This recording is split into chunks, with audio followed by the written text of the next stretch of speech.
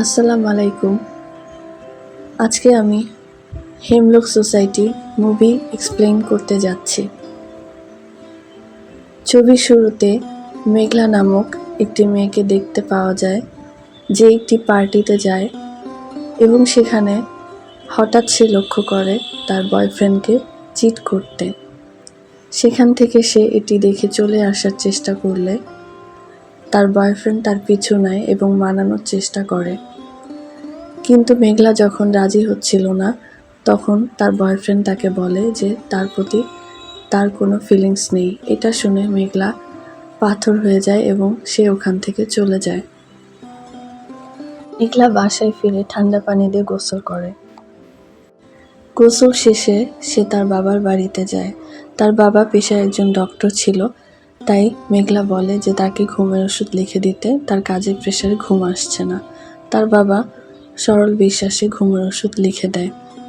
পরবর্তীতে মেঘলা ফার্মেসিতে গেলে সেখানে সে অনেকগুলো ঘুমের ওষুধ কিনে নেয়, কিন্তু সে লক্ষ্য করে না সেখানে একজন লোক দাঁড়িয়ে আছে। মেঘলা বাসায় ফেরার পরে কলিং বেল শব্দ শুনতে পায়। সে দরজা খুলে দেখতে পায় ওই লোকটি দাঁড়িয়ে আছে। তখন সে লোকটিকে চাকু ধরে, কিন্তু সে কোনো না কোনোভাবে ভিতরে ঢুকে পড়ে এবং মেঘলাকে বলে যে সুইসাইড করলে সে কিন্তু মরবে এমন কোনো নিশ্চয়তা নেই। তার একটি অর্গানাইজেশন আছে, নাম হেমলক সোসাইটি। সেখানে তাকে যাওয়ার অনুরোধ করে। সেখানে গেলে সে ভালোভাবে সুইসাইড করতে পারবে। এই বলে সে মেঘলার ওষুধগুলো ফেলে দেয় এবং মেঘলাকে বলে আনন্দ কর। মেঘলা বলে আনন্দ কেন করব আমার এই অবস্থায়? বলে না, আমার নাম আনন্দ কর, এই যে আমার কার্ড, যদি দরকার হয় আমাকে কল করবেন। এই বলে সে চলে যায়। পরদিন সকালে অফিস থেকে মেঘলার কল আসে যে তার জব হুমকির মুখে, সে যেন রেগুলার কাজে চলে আসে। এই কথা শোনার পর মেঘলা বলে যে নিশ্চয়ই আমার কাজল গাঢ় করে দিই সেই কারণে।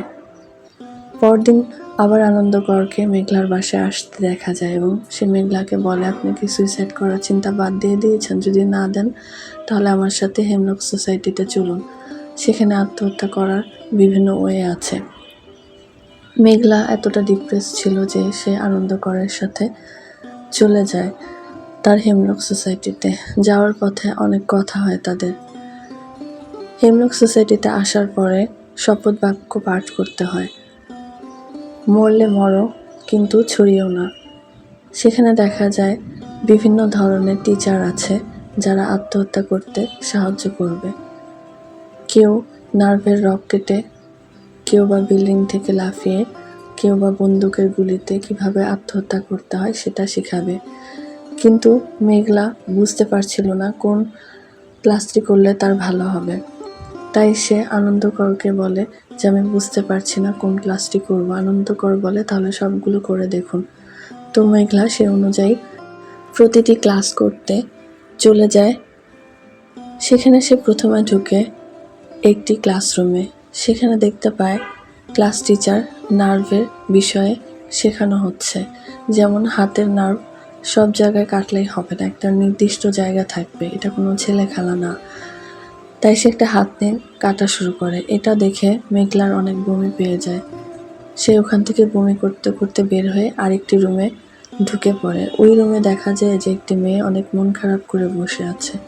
মেয়েটিকে মেঘলা জিজ্ঞেস করে তুমি কেন এখানে এসেছো সুইসাইড করতে? মেয়েটি বলে আমি জন্ম থেকে অনেক অ্যাবিউজ হয়েছি, অনেক শারীরিক নির্যাতনের শিকার হয়েছি। মেঘলাকে সে বলে যে তোমার কি প্রবলেম? মেঘলা বলে যে আমার প্রবলেম। মেঘলা এখানে লজ্জা পেয়ে যায় যে তার প্রবলেমের কাছে মেঘলার প্রবলেম অনেক তুচ্ছ। মেঘলা কান্না করতে করতে বের হয়ে যায় ওই রুম থেকে। পরবর্তী সিনে দেখা যায় তার বাবা পুলিশ স্টেশনে রিপোর্ট করতে যায় মেঘলার নামে এবং পুলিশ কর্মকর্তাকে হুমকি দেয় যেন 24 ঘন্টার ভেতর তার মেয়েকে খুঁজে বার করা হয়। পরবর্তী দৃশ্যে দেখা যায় মেঘলা বন্দুকের গুলিতে আত্মহত্যার ক্লাসে ঢুকে। এখানেও সে ডিপ্রেসড হয়ে বের হয়ে যায়। বের হয়ে সে ওই মেয়েটির রুমে ঢুকে। দেখা যায় আজকে সেই মেয়েটি নেই। আজকে একজন আর্মি অফিসার বসে আছে।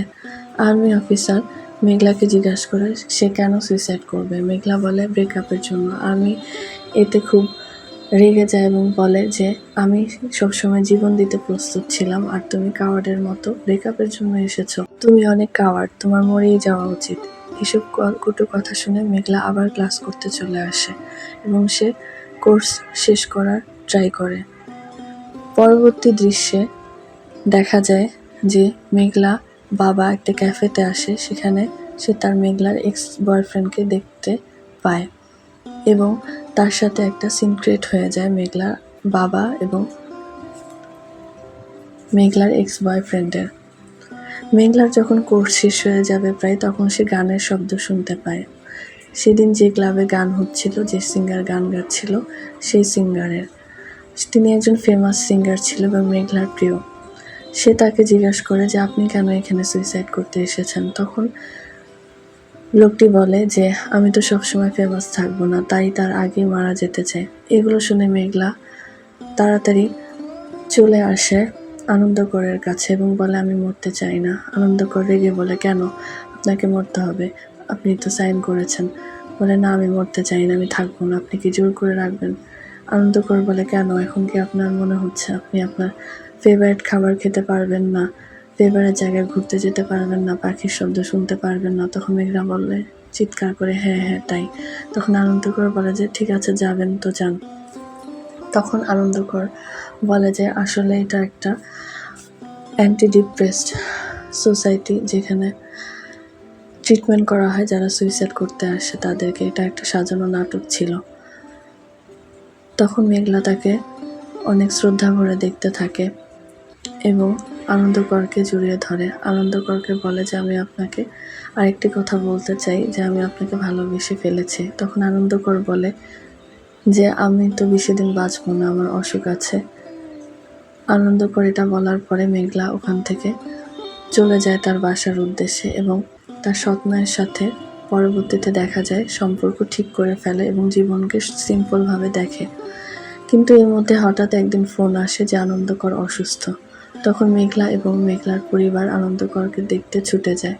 সেখানে গিয়ে দেখে আনন্দকর আনন্দ করছে নার্সদের সাথে। এটা দেখে মেঘলা অনেক বিরক্ত হয় এবং বলে যে আপনার কি অসুস্থ অবস্থাও মজা করতে হবে? তখন আনন্দকর তাকে বলে তোমার কাজলগুলো সুন্দর।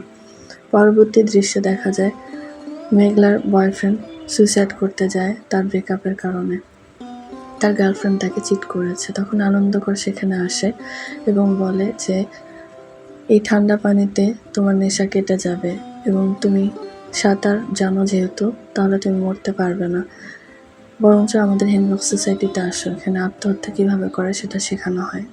এভাবে মুভিটা শেষ হয়ে যায়। কার কেমন মুভিটি লাগলো তা আমাকে জানাবেন। এটা অনেক শিক্ষণীয় একটি মুভি।